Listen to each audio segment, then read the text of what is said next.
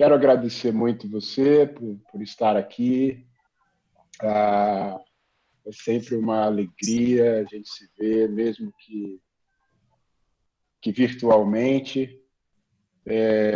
Como a gente tem falado, né, a ideia esse mês de outubro é nós tratarmos de temas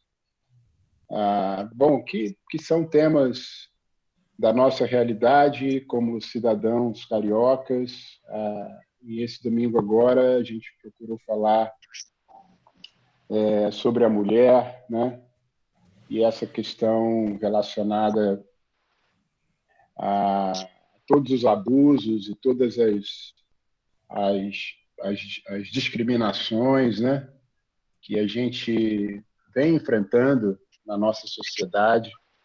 E eu quero deixar bem claro, né, que eu acredito que eu fiz domingo passado, mas talvez não possa ter ficado tão claro para você, é que eu acredito que o machismo, o feminicídio, os assédios, eles vêm da mesma raiz, né? Eles vêm do pecado. Né? O pecado, a alienação de Deus, o distanciamento de Deus, foi o que causou e é o que tem causado toda essas práticas e essas violências que a gente mostrou e comentou no domingo passado. E outra coisa que eu quero deixar bem claro aqui também, que talvez para você também não tenha ficado tão claro, pode ser, é que, sim, a ideia foi realmente enaltecer a mulher, porque a mulher é o grupo minoritário. Quando a gente coloca a mulher ao lado do homem, o homem não precisa de enaltecimento na nossa sociedade, porque o homem é o grupo que majoritário, é o grupo que detém o poder da fala, é o grupo que detém o poder da autoridade, né? E, e a mulher não tem. A mulher não tem esse poder de fala na nossa sociedade. Então, quando a gente enaltece a mulher, quando a gente levanta a mulher, é por entender que a mulher não tem esse espaço. Mas que a gente vê biblicamente que ela precisa ter esse espaço e Deus deseja que ela tenha esse espaço compartilhado. E em nenhum momento, quando a gente enaltece a mulher, a gente está falando que o homem não presta. A gente está falando que o homem não vale nada, absolutamente. Então, mas era o momento de dar o lugar de fala para a mulher e não para o homem. Então, eu quero também deixar isso bem claro nessa fala inicial, esses aspectos todos. E hoje eu quero ampliar um pouco esse assunto, no pouco tempo que a gente tem. Pediria para você fechar o seu microfone, quem tiver com o microfone aberto, para não dar muito eco aqui. Acho que é a dona Noraí que está com o microfone aberto. Se puder mutar, eu agradeceria, dona Noraí. É isso aí mesmo. Com gentileza. Então, hoje eu quero falar sobre submissão, decifrando um palavrão. Essa palavra submissão, de fato, quando a gente pensa nessa questão da mulher, na relação da mulher com o homem, é uma palavra que soa de maneira muito incômoda para todos nós. Não é uma palavra fácil de digerir, sobretudo nos tempos que nós vivemos hoje, né? E a Bíblia, de certa forma, ela fala sobre isso. Ela me ajuda a entender o que significa essa expressão biblicamente. E nós conhecemos várias passagens, mas eu queria especificamente que a gente lesse Efésios capítulo 5, que é a passagem que nós vamos ler hoje. Essa passagem, esse livro de Efésios, essa carta aos Efésios, se você já leu ela, você vai depreender que os 3 primeiros capítulos dessa carta, eles estão falando de aspectos teológicos. Paulo está falando das bênçãos da vida cristã, no capítulo 1, no capítulo 2, no capítulo 3. Das bênçãos por estarmos unidos em Cristo. No capítulo 4, no capítulo 5 e no capítulo 6 de Efésios, Paulo vai começar a falar dos benefícios dessa união com Cristo, tanto na minha vida pessoal como na minha vida relacional. Então, Paulo começa a falar, nessa segunda parte, de como eu devo me relacionar com os outros, como que esse encher-se do Espírito Santo, que é o que ele fala no capítulo 5, versículo 18, como que isso se demonstra, né? Eu estar cheio do Espírito Santo, isso é demonstrado na forma como eu me relaciono com as pessoas ao meu redor. Então, se formos em Efésios, capítulo 5, vou pedir para minha esposa colocar aí a escritura, e depois, Viane, você pode colocar a primeira imagem. Primeiro vamos na escritura, então, para nós lermos juntos Efésios, capítulo 5, versículo 21.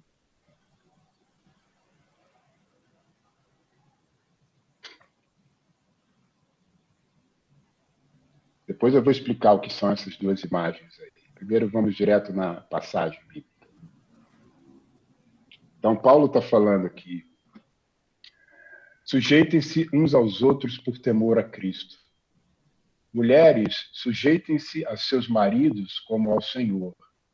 Pois o marido é o cabeça da mulher, como também Cristo é o cabeça da igreja, que é o seu corpo, do qual ele é o Salvador.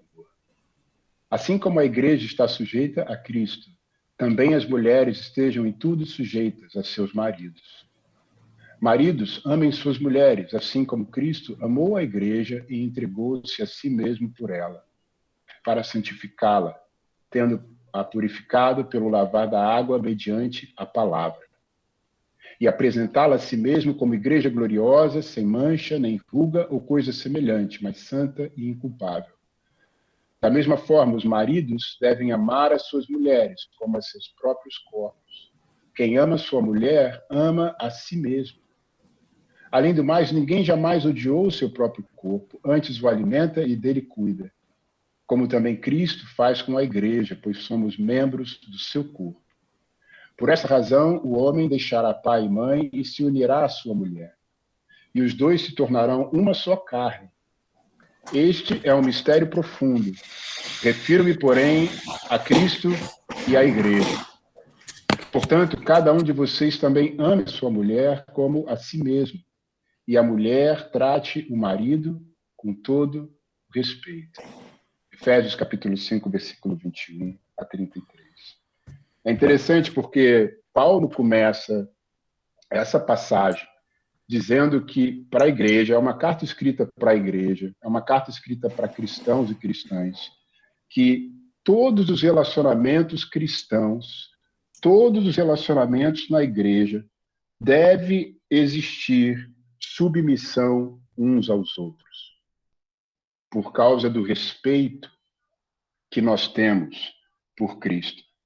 A submissão mútua, a submissão entre um e outro, é o princípio geral sobre o qual todos os relacionamentos na igreja devem ser ancorados.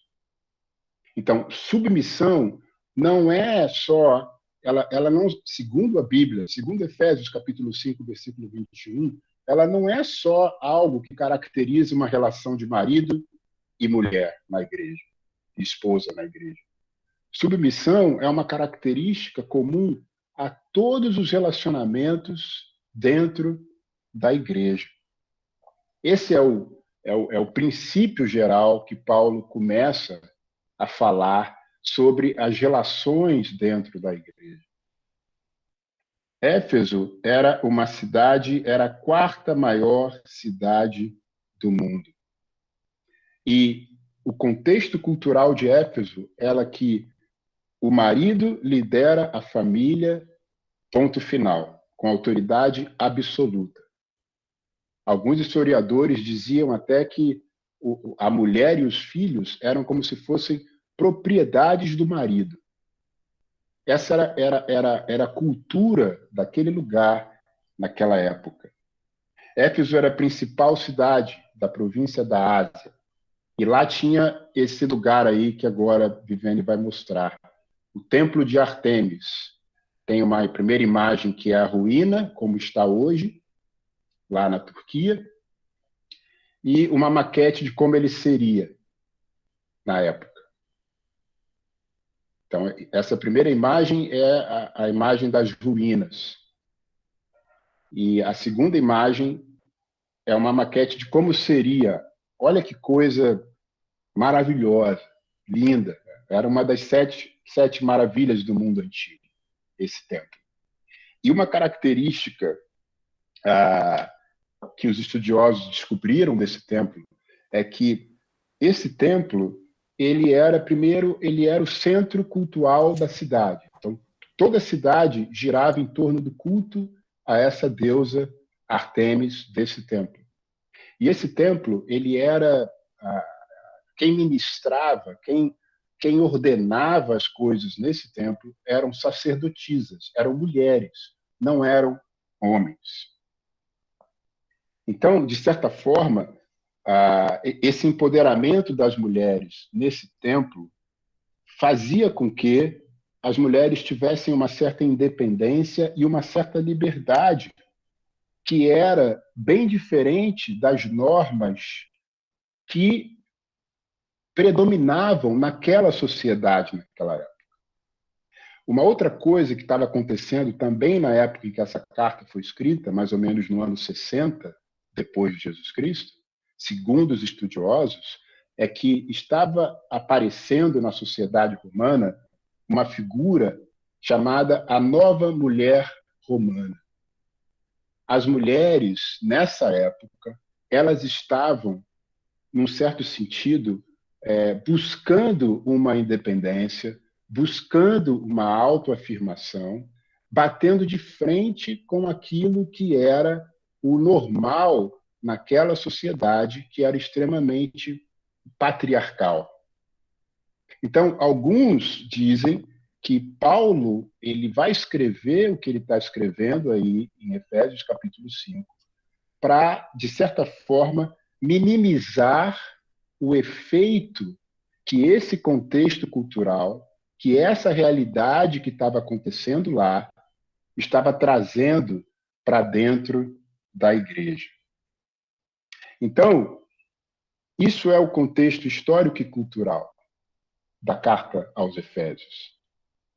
E aí, se a gente olhar o panorama da carta, no capítulo 5, primeiro ele vai falar sobre a premissa universal da submissão mútua. Submissão, nós sabemos o que é.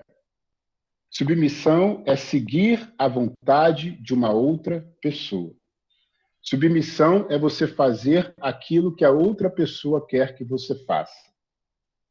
Só que a submissão que Paulo está falando aqui em versículo 21 é uma submissão voluntária, porque é uma submissão que vem do respeito que você tem a Cristo. Essa palavra, no grego, ela vai aparecer mais de 40 vezes no Novo Testamento da Bíblia, tendo vários sentidos diferentes. Em Tiago, capítulo 4, vai falar: submetam-se a Deus. Mateus, capítulo 26, versículo 39, quando Jesus está lá no Getsemane, aquilo é um exemplo tremendo de um homem que se submeteu à vontade de Deus, quando ele está lá querendo, quando ele ora a Deus, falando para que seja feita a vontade de Deus e não a dele. Então, é uma palavra que aparece no Evangelho inúmeras vezes. E aí, a segunda parte do capítulo, Paulo está dando uma direção às esposas e depois ele está dando uma direção aos maridos. Isso, irmãos e irmãs, os estudiosos falam que denominaram essas relações e essas instruções que Paulo dá como códigos de costumes domésticos. Então, a sociedade romana, greco-romana, que é onde estava inserida a igreja em Éfeso, ela tinha códigos relacionais. Então, isso era muito comum naquela sociedade. Instruções específicas de como deveriam se dar as relações. Então, Paulo está tratando aqui, no primeiro momento, da relação do marido com a esposa, mas se você ler o capítulo 6 de Efésios, você vai ver que ele fala também da relação do pai com o filho e da relação dos escravos com os donos de escravos. Então, Paulo está tratando desses códigos domésticos, desses costumes, dessas questões que regiam as relações naquela cidade. Então, Paulo tinha alguma coisa para falar para os escravos e para os donos dos escravos, para os pais e para os filhos, para os maridos e para as esposas. A grande questão é aquilo que Paulo está falou lá, tem aplicação na minha vida hoje ou só tem aplicação para aquele momento, para aquele lugar na história? O que Paulo está falando aqui é uma questão cultural, cabendo apenas àquela igreja, naquela circunstância, ou é uma questão transcultural? Quer dizer, que atravessa a história, que atravessa os lugares, que atravessa as épocas e pode ser aplicada em qualquer época.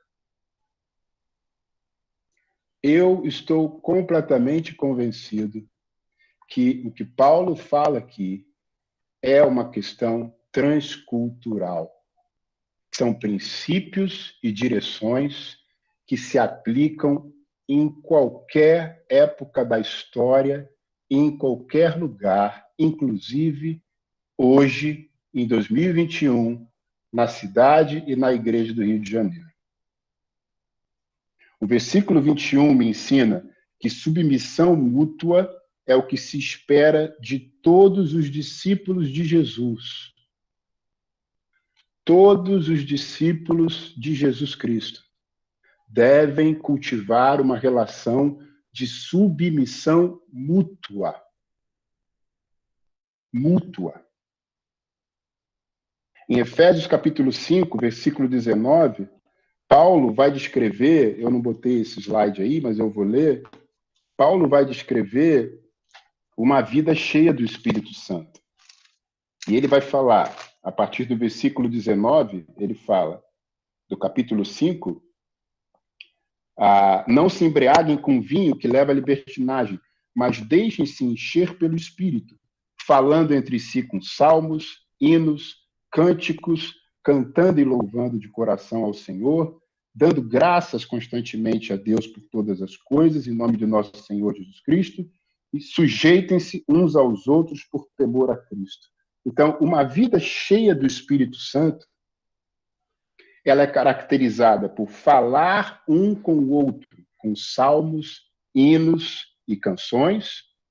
Ela é caracterizada por cantar e louvar a Deus. Ela é caracterizada por ser grato a Deus em todas as ocasiões e circunstâncias. E ela é também caracterizada por me submeter nos meus relacionamentos cristãos. A submissão mútua é uma característica de uma vida cheia do Espírito Santo. É o que a gente depreende aqui em Efésios capítulo 5. A submissão mútua não nega a diferença dos papéis e nem as posições de liderança na igreja e no casamento. A submissão mútua não negava a autoridade dos apóstolos, nem a autoridade dos presbíteros. Mas ela existia na igreja. Porém, Paulo começa a tratar de alguns aspectos particulares e começa a dar direções específicas nesses códigos, nessas relações, como disse, começando pelo marido e pela esposa. E ele vai falar do versículo 22 ao 24 da esposa. Ele vai falar: mulheres, sujeite-se cada uma a seu marido como ao Senhor. Essa palavra, sujeite-se, submeta-se, de novo, ela tem um sentido de uma ação que alguém realiza sobre si mesmo. Essa submissão, essa sujeição que Paulo está falando aqui, não é uma subordinação forçada, não é uma subordinação imposta.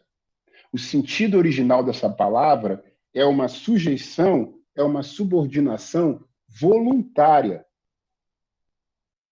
Então, o que Paulo está falando para uma esposa fazer, para uma mulher fazer com relação ao seu homem, com relação ao seu marido, é uma sujeição voluntária num contexto de amor. Então, a sujeição, a submissão, é uma característica da vida cristã. A submissão não é um palavrão. O mundo, a sociedade, tem gritado que a submissão é um palavrão. A submissão não é um palavrão. Você vê essa palavra em Filipenses capítulo 2, versículo 3, em Mateus capítulo 20, versículo 26, Jesus fala isso. A submissão, a sujeição, foi uma característica de Jesus Cristo quando ele veio ao mundo. Ele se sujeitou à vontade de Deus. Ele se submeteu à vontade de Deus. Então não é um palavrão, mas é uma virtude cristã. A gente encontra esse termo em Colossenses capítulo 3, versículo 18, 1 de Pedro capítulo 3, versículo 1, Tito capítulo 2, versículo 5, tratando da relação entre a esposa e o marido. Então, uma mulher, uma esposa, ela é chamada a se submeter voluntariamente ao seu marido, da mesma forma que ela se submete a Cristo. De novo, precisamos lembrar, essa carta foi uma carta escrita para uma igreja, para cristãos e cristãs. Então, é uma responsabilidade da esposa cristã estar sob o princípio da submissão mútua. De Efésios 5, versículo 21. E aí, no versículo 23, Paulo vai explicar o porquê dessa direção. Ele fala no versículo 23, pois o marido é o cabeça da mulher, como também Cristo é o cabeça da igreja, que é o seu corpo, do qual ele é o seu Salvador. Aí aqui tem uma outra palavrinha difícil, de interpretação difícil, polêmica, chamada kefalé. Tem até um slidezinho com ela escrita aí, se o Vênio quiser botar. Kefalé, que é o significado da palavra que nós traduzimos em português para cabeça. Então, kefalé significa cabeça, topo. Ela traz em si o sentido de líder, fonte, chefe, ou aquele a quem você se subordina.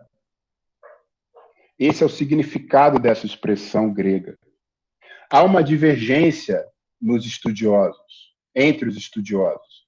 Alguns estudiosos entendem que essa expressão significa fonte, origem. Ou seja, o marido é a fonte, o marido é a origem da esposa. Cristo é a fonte da igreja. Cristo é a origem da igreja. E há uma outra interpretação que entende essa palavra com o significado de cabeça, de líder, de autoridade. Então, o primeiro significado A primeira interpretação, que entende essa palavra como fonte, ela se baseia que uma liderança espiritual na Bíblia, ela sempre é acompanhada de servidão e não de autoridade. Aqueles que acreditam que o significado dessa palavra é cabeça e não fonte, é líder e não origem, compreendem que a liderança implica, sim, em autoridade. Nós acreditamos que é possível você exercer uma liderança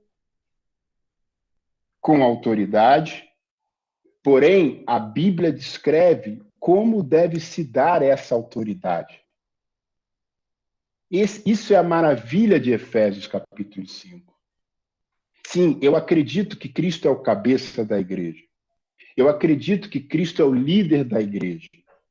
E por isso eu tenho que me submeter a Cristo, porque ele é a autoridade. E é daí que Paulo traz essa direção que a mulher também deve se submeter ao marido, porque ele é o cabeça da relação. Mas Paulo vai descrever como que se dá essa autoridade, como que se dá essa liderança do homem na relação do homem com a mulher. Jesus é o cabeça da igreja. E ele é o modelo que a igreja procura imitar. Então, no casamento, a liderança do casamento, ela enfatiza que o papel do marido é semelhante ao papel de Cristo, ser o cabeça. Mas Cristo, como cabeça da igreja, ele sustentou a igreja, ele protegeu a igreja, ele encorajou a igreja a crescer pessoalmente e espiritualmente. Depois que Paulo dá essas direções às esposas, ele direciona os maridos, no versículo 25 ao 32, que eu não vou ler novamente. É impressionante, irmãos e irmãs, que o apelo e a direção que Paulo dá aqui aos maridos, não há nenhum paralelo na Bíblia e em nenhum código de conduta doméstica da sociedade romana. Não existia em nenhuma época, em nenhum lugar, direções semelhantes a essa que Paulo está dando aos maridos na sua relação com as esposas. Paulo, ele vai usar aqui 116 palavras para direcionar os maridos, contrastando com apenas 40 palavras para direcionar as esposas. O que Paulo faz aqui, ele cristianizou, ele pintou os códigos de conduta daquela sociedade com os princípios e os valores do cristianismo. Ele direcionou aquele que tinha o poder dentro de casa, que era o homem naquela sociedade, e ele encheu aquela direção de valores cristãos.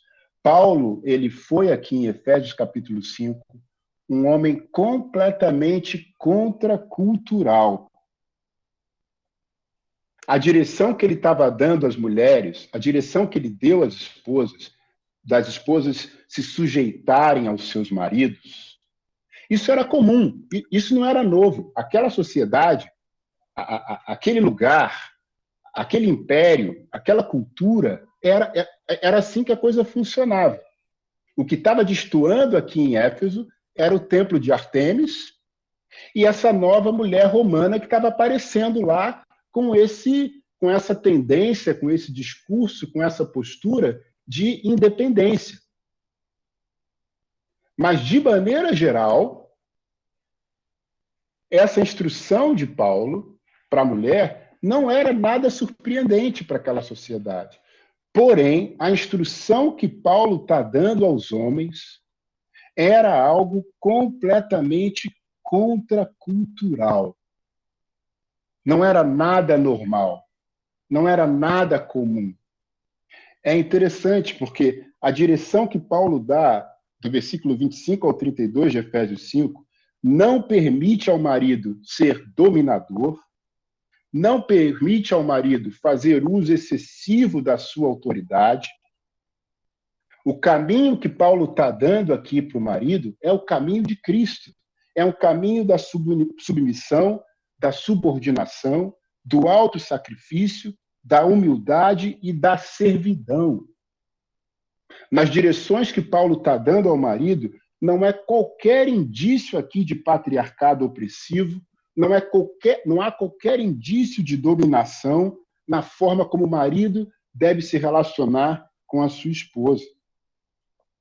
O chamado que Paulo dá aqui em Efésios capítulo 5, versículo 25 aos homens, é que os homens devem amar as suas mulheres com amor ágape, que é um amor altruísta, que é um amor completamente sacrificial. Quando Jesus se tornou o cabeça da igreja, e ele é o cabeça da igreja, o papel de Jesus como cabeça da igreja não foi fazer da igreja que ela brilhasse e não dominar sobre a igreja. Jesus fez a igreja brilhar. Jesus não dominou a igreja. Jesus não oprimiu a igreja. Jesus não bateu na igreja. Jesus não gritou com a igreja. Jesus não abusou da igreja. Jesus não diminuiu a igreja. Jesus levantou a igreja. Esse foi o papel dele como cabeça na relação dele com a igreja. Jesus alimentou a igreja. Jesus cuidou da igreja. Foi assim que ele agiu como cabeça da igreja.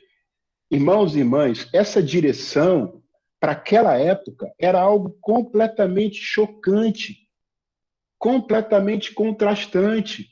Não é que na sociedade greco-romana o homem não existia amor nas relações. Existia amor, mas o amor sacrificial, o amor servil, o amor de se doar à mulher, isso não era exigido.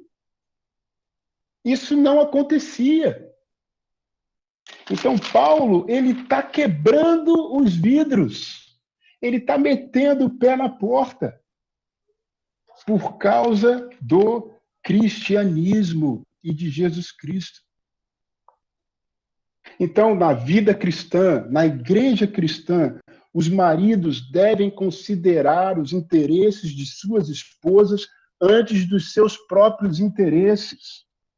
Nesse sentido, os maridos na igreja em Éfeso precisavam aprender sobre submissão também. As necessidades do marido não viria mais em primeiro lugar.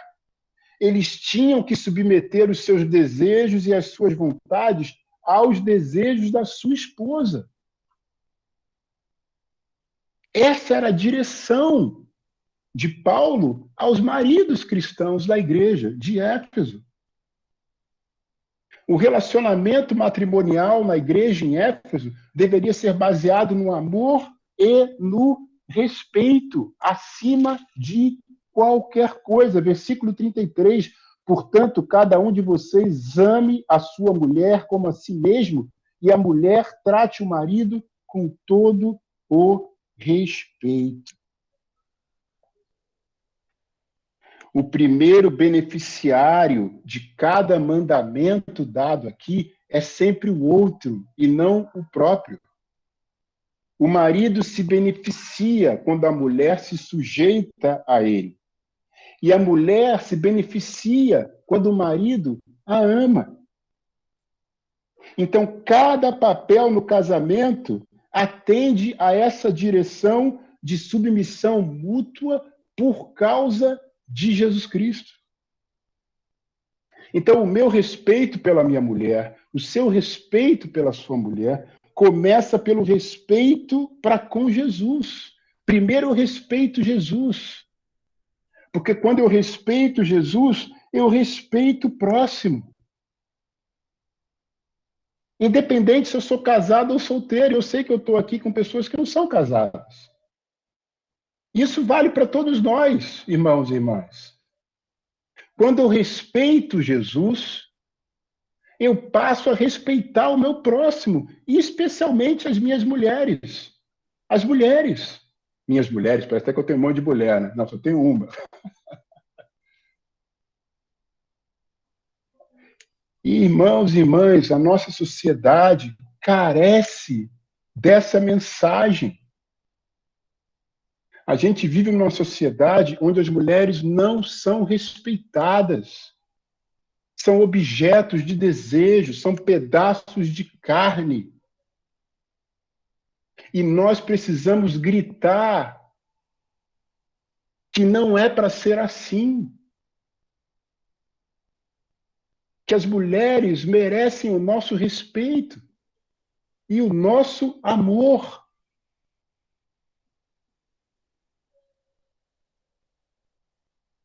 O maior exemplo de submissão, e eu estou terminando, em um relacionamento foi Jesus e Deus. Por isso que essa ideia de submissão, irmãos e irmãs, se aplica para todos nós, independente se somos casados, solteiros, viúvas, mães solos, se aplica para todos nós. Porque Jesus e Deus, eles trabalharam juntos, eles se conheceram, eles se amaram e eles glorificaram e glorificam até hoje um ao outro.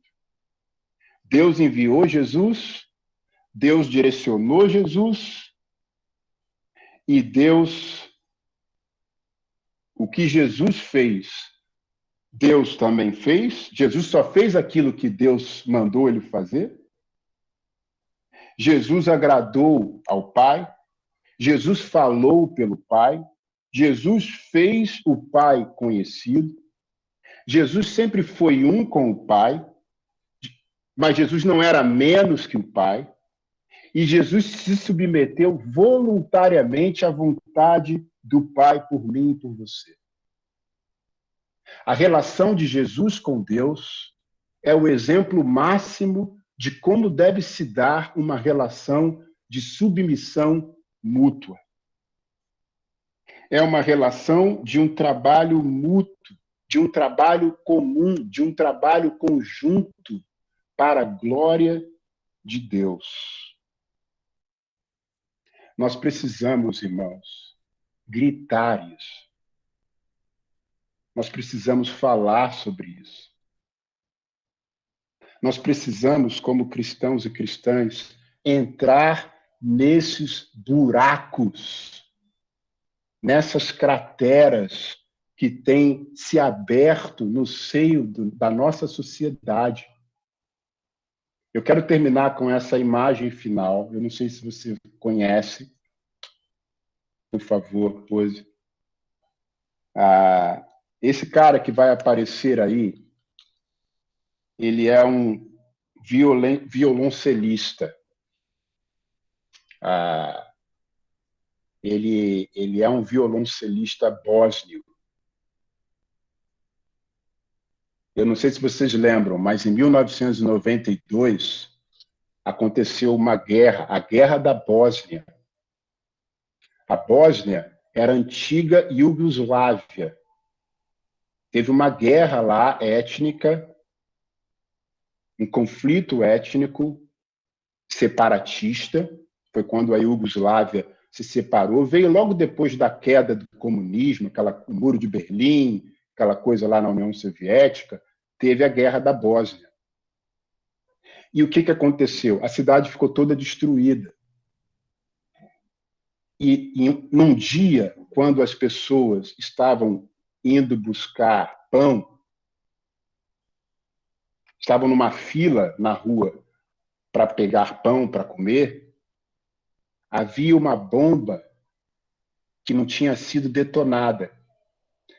e essa bomba foi detonada justamente nessa fila de cidadãos que estavam indo pegar pão na padaria. E, obviamente, todo mundo morreu.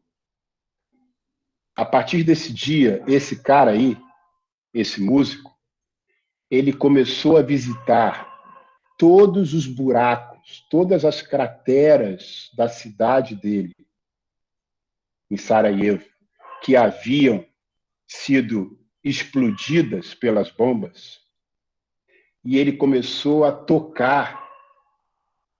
Ele se vestiu do jeito que ele está aí, pegou o instrumento dele, descia para esses buracos e começava a tocar o violoncelo dele ali, concertos. 22 concertos, um atrás do outro. Há um recado nisso aí, irmãos, que é como eu quero terminar. É muito fácil você ficar do lado de um buraco, de uma cratera, como essa daí, e ficar se perguntando como é que aquilo aconteceu, né? Quem foi o culpado? Quem fez essa desgraça? Por que que isso está assim? O mais difícil é você descer, entrar no buraco e fazer alguma coisa que faça aquilo viver novamente. Fazer alguma coisa diferente, gerar vida em meio àquela desgraça. Foi isso que esse cara fez. Ele desceu num buraco e ele fez alguma coisa diferente que gerou vida e esperança. Se nós fizermos um paralelo, foi isso que Jesus fez no mundo, irmãos. O mundo, a nossa sociedade, o ser humano, ele estava num buraco, numa cratera. E o que Deus fez, ele mandou Jesus para dentro desse buraco e Jesus renovou todas as coisas. E renovou a nossa vida, a nossa esperança. E gerou vida para cada um de nós. Eu tenho convicção, irmãos, e eu acredito que nós, como cristãos e cristãs que somos, nós não podemos passar à margem dos buracos do lugar onde nós vivemos. Nós precisamos descer nos buracos dos abusos sexuais, dos assédios, dos feminicídios, dos estupros, da violência contra a mulher, da discriminação contra a mulher. Nós precisamos descer nesses lugares, nós precisamos ir nessas famílias, ir nessas pessoas e falar com essas pessoas que há esperança, que não era para ser assim, que esse não é o plano de Deus, que há um caminho, que há uma solução.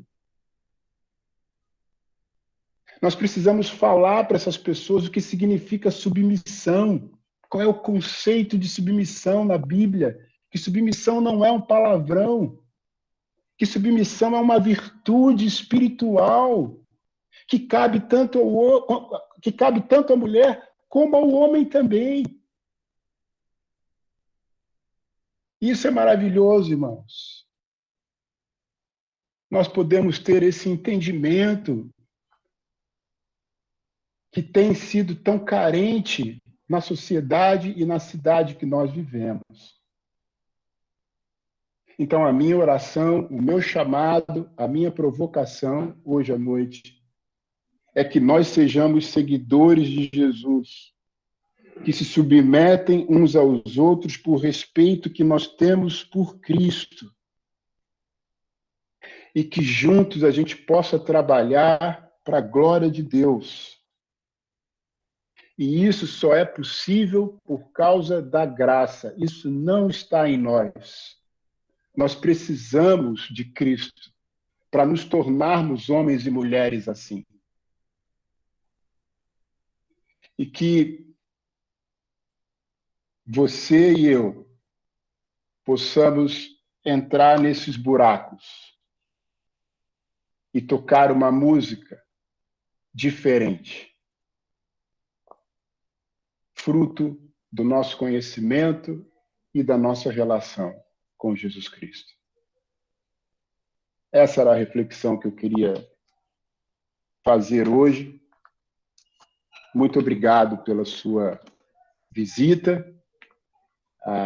Foi muito especial ter você aqui. Eu sei que não é um momento de fala, mas eu quero encorajar, eu tenho falado isso com um amigo cristão, eu quero encorajar mesmo, irmãos, que essas conversas, que essas aulas que a gente está fazendo, que você possa cultivar esse diálogo nas suas relações, especialmente nos seus grupos de igreja em casa, que você possa desenvolver dentro dos grupos menores essa discussão sobre a mulher, sobre o valor da mulher, sobre a relação do homem com a mulher, que você possa desenvolver essa discussão. O material está lá, está gravado.